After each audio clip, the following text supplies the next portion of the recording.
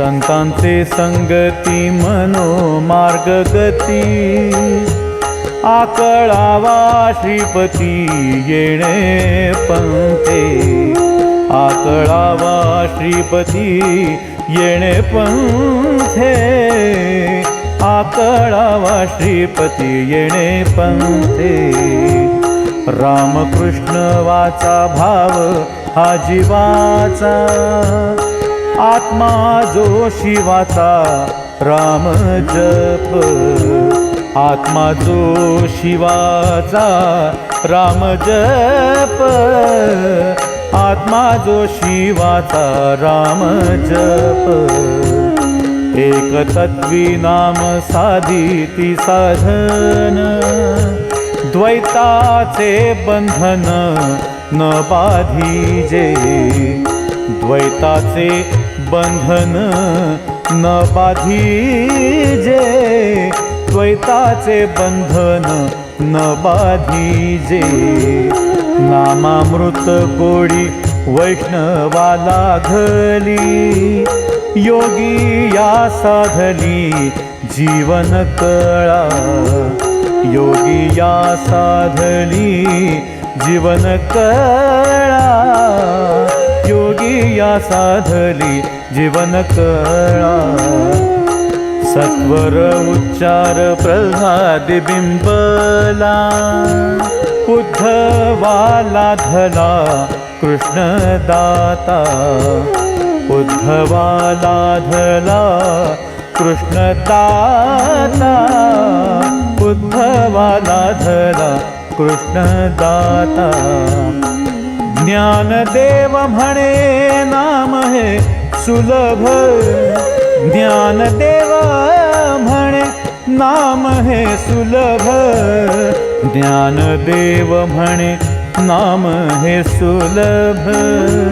सर्वत्र दुर्लभ विरळा जाणे सर्वत्र दुर्लभ विरळा जाणे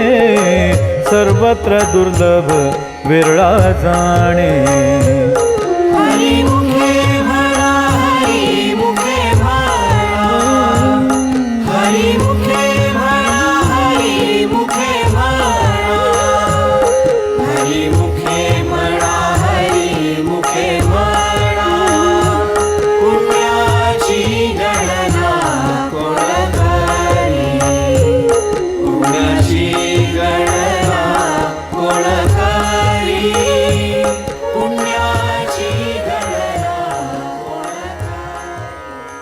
In the first stanza of this Abhang,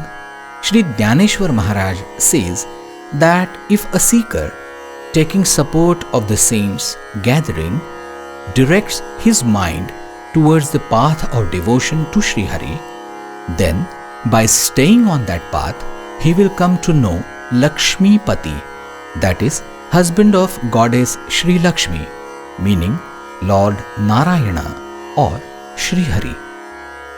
Sri Jnanadev Maharaj, explaining the importance of chanting the name of Sri Hari, says that the true and original nature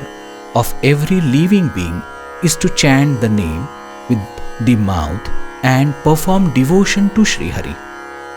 Not only this, but even Devadhidev Mahadev Shiva Shankar, that's Lord Shiva, also had the chanting of Sri Ram's name as true calling of his soul. Sri Jnanadev Maharaj further says that those who practice the chanting of Sri Hari's name, which is the only truth, will not be bound by the dualistic bonds. They will be able to experience the unity with the Almighty. Sri Jnanadev Mauli then says that by constantly chanting Ramakrishna with the mouth, Vaishnavas, that is the devotees of Vishnu, that is devotees of Sri Hari, develop a taste for the chanting of Sri Hari's name. Due to this practice of chanting the name of Sri Hari, even yogis have achieved the true nectar-like essence of spiritual life. Explaining the importance of Sri Hari's name, Sri Jnanadev Mauli further says that by constantly remembering and chanting Sri Hari's name, Bhakt Prahlad became completely filled with the very name. And similarly, Bhakta Uddhava also achieved the great mentor in Sri Krishna by constantly chanting Sri Hari's name. In the final stanza, Sri Jnanadev Maharaj says that remembering and chanting Sri Hari's name is actually a very easy and simple thing. But even though it's easy, those who constantly remember to chant the name are very rare, and only a few are found to be deeply engrossed in chanting. Therefore,